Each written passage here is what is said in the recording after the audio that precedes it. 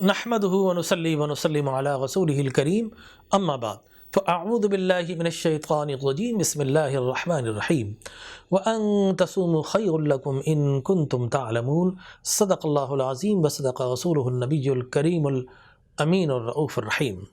محترم مکرم ناظرین کرام، السلام علیکم ورحمۃ اللہ وبرکاتہ۔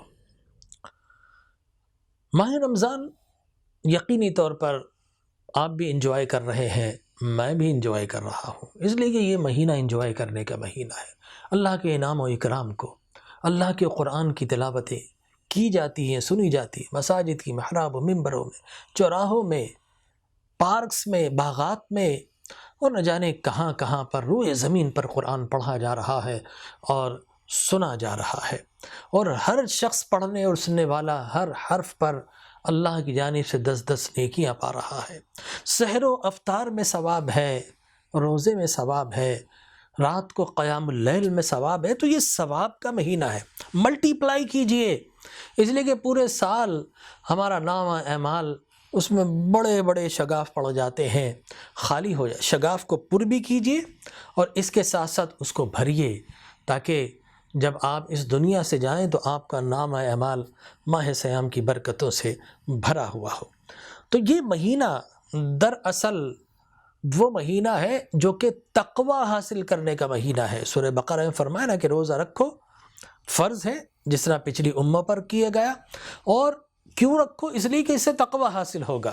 اب یہ تقوی کب حاصل ہوگا؟ فرمایا من صام رمضان ایمانا و احتسابا غفر له ما تقدم من ذنبہ، کہ جب رمضان آئے تو روزہ رکھو، کس طرح؟ ایمان کے ساتھ اور احتساب کے ساتھ۔ ایمان کیا ہے؟ ایمان یہ ہے کہ مانا، ہم نے مان لیا، لیکن فقط ماننا کافی نہیں، مان کر جاننا بھی ہے، اور جان کر پھر عمل بھی کرنا ہے۔ جیسا عمل کرنے والے نے عمل کر کے بتایا، حکم دینے والے نے حکم دے کر بتایا، ہم نے اسی طرح ایمان لانا بھی ہے، اور ایمان کو لا کر اس کو سمجھ کر اس پر عمل بھی کرنا ہے۔ اور فرمایا کہ اگر ایسا کرو گے، اور احتساب، دیکھیے اب یہ ایک علام ہے جو اللہ نے ہمیں عطا فرمایا ہے اور ہر انسان کو عطا فرمایا ہے، جسے ہم ضمیر بھی کہتے ہیں، اور یہ اللہ تبارک و تعالی نے انسان کو بنیادی طور پر تو کئی قسم کے نفس عطا فرمائے، لیکن 2 بڑے نفس ہیں، ایک وہ ہے جو ہمیں برائی کی طرف لے جاتا ہے، نفس لوامہ، اور ایک وہ ہے جو ہمیں اچھائی کی طرف لے جاتا ہے۔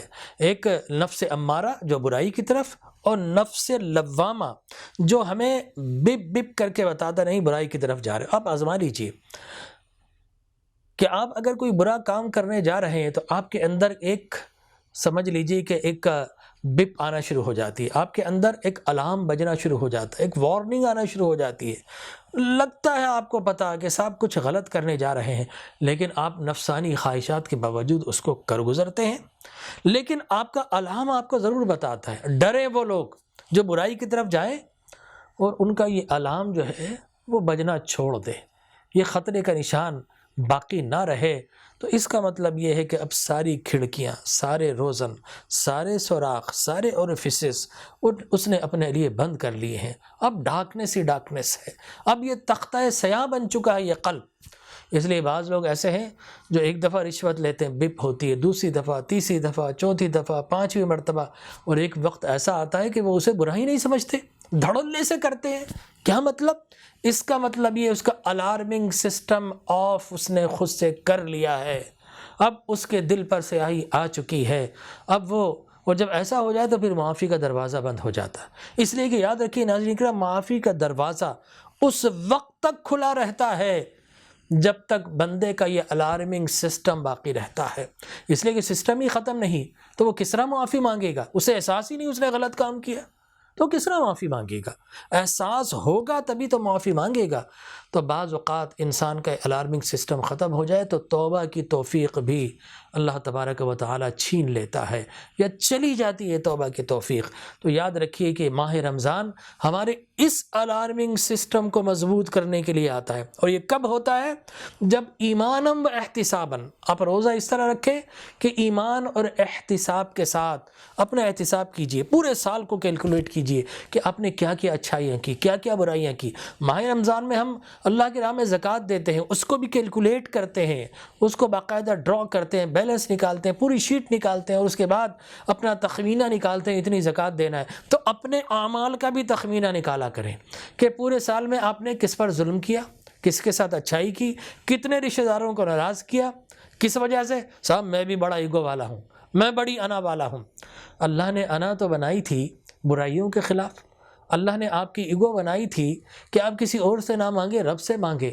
آپ نے اپنی ایگوئسٹک اتنے ہو گئے آپ کہ آپ نے اس معنی میں لے لیا کہ میں نے اس نے 2 مارے، میں نے 15 مارے، اس نے 1 کہا، میں کب خاموش ہونے والا تھا۔ فخر کرتے برائی پر کہ میں بھی بڑی انا والا ہوں، بڑی ناک والا ہوں۔ اللہ اکبر کبیر۔ یہ ایٹیچیوڈ مسلمانوں کا نہیں ہونا چاہیے، یہ رسول اللہ کی تعلیمات نہیں ہے۔ لہٰذا میں سمجھتا ہوں کہ یہ مہینہ آپ کو پورے سال کا تخمینہ لگا کر اللہ سے معافی مانگے، اور یہ ماہ غفران ہے، معافی مانگیں گے اللہ معاف کر دے گا۔ اور جب معاف کرتا ہے تو انسان کو تقوی ملتا ہے، پرہیزگاری ملتی ہے، اللہ کی نیرنس ملتی ہے، اللہ کا قرب ملتا ہے، اور جب رب کا قرب ملتا ہے تو معرفت کے دروازے کھلتے ہیں۔ لیکن تقوی ہے بڑا مشکل۔ کسی نے پوچھا کہ تقوی کیا ہے، بلکہ حضرت عمر بن خطاب رضی اللہ تعالیٰ عنہ نے حضرت ابی بن کعب سے پوچھا، اے ابی یہ بتاؤ تقوی کیا ہے؟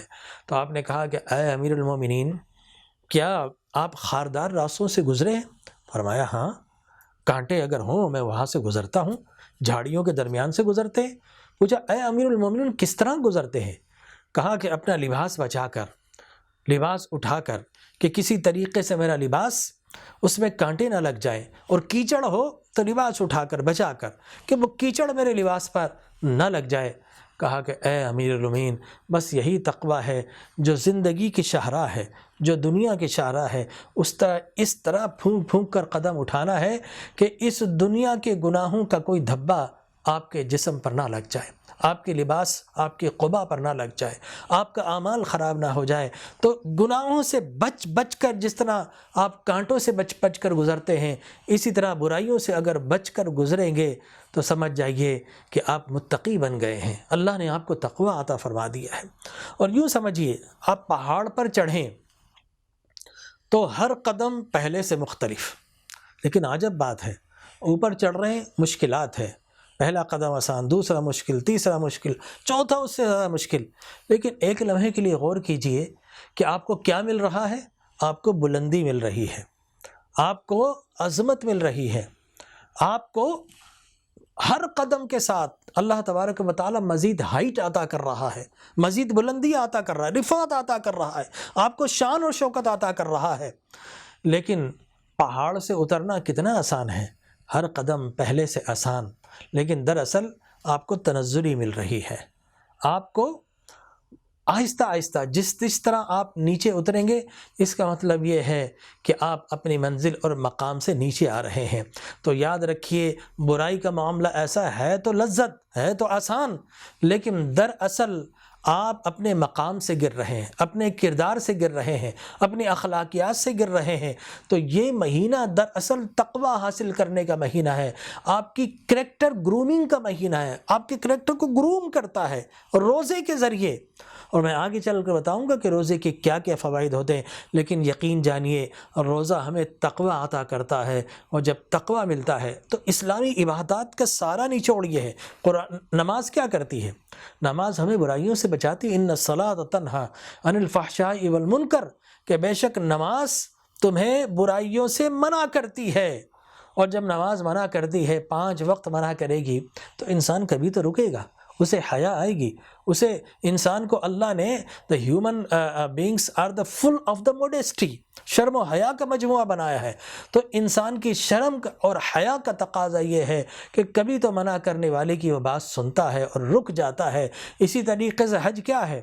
حج کو زیادہ تقوی قرار دیا ہے، بہترین تقوی ہے۔ اسی طریقے سے اسلام نے روزے کو تقوی قرار دیا ہے، اور اسی طرح اسلام نے اور قرآن نے کہا کہ بہترین لباس تو لباس تقوی ہے۔ کبھی اوڑھ کر دیکھیے آپ کو یہ جو لباس ہے نا، جو بظاہر آپ کو خوشنما بنا رہا ہے، لیکن تقوی اس سے خوشنما کیوں بنتے؟ ایک دوسرے کو دیکھتے ہیں، یار اچھا لباس پہنا ہے، لیکن لباس تقوی ہے نا وہ رب کو پسند ہے۔ ایک ہم کہیں کہ بہت اچھا لگ رہا ہے، ایک رب سے صدا آئے کہ اے میرے بندے تو بہت اچھا لگ رہا ہے۔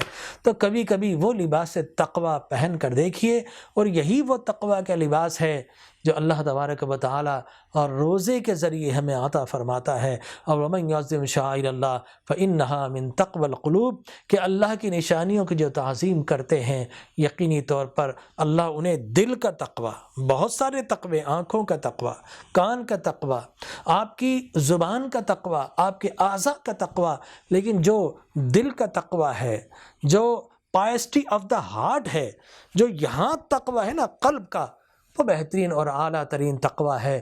اور یہی روزہ ہمیں عطا کرتا ہے۔ ہمارے پورے جسم کی بھی اوور ہالنگ ہوتی ہے، اور اس کے ساتھ ساتھ ہمارے ایمان کو بھی ریکنڈیشن کر کے تازہ کرتا ہے، اور اس کے ساتھ ساتھ قلب کے اندر جو گرد آتا ہے، یا جس طرح آپ ڈسٹنگ کرتے ہیں تو رمضان بھی ہمارے دل کی ڈسٹنگ کرتا ہے، اور جب ڈسٹنگ ہو جائے چیزیں چمکتی ہے، یہ بھی چمک جاتا ہے۔ کب چمکے گا؟ جب شارع نے، جب معلم نے جس طرح رمضان کو گزارنے کا حکم دیا ہے اس طرح گزاریں گے تو انشاءاللہ روزے کے ایسے فوائد ملیں گے جو مہینے سے بڑھ کر پورے سال پر محیط ہوں گے۔ دعا کیجیے اللہ تبارک و تعالی عمل کرنے کی توفیق عطا فرمائے، آمین۔ وآخر دعوانا الحمدللہ رب العالمین۔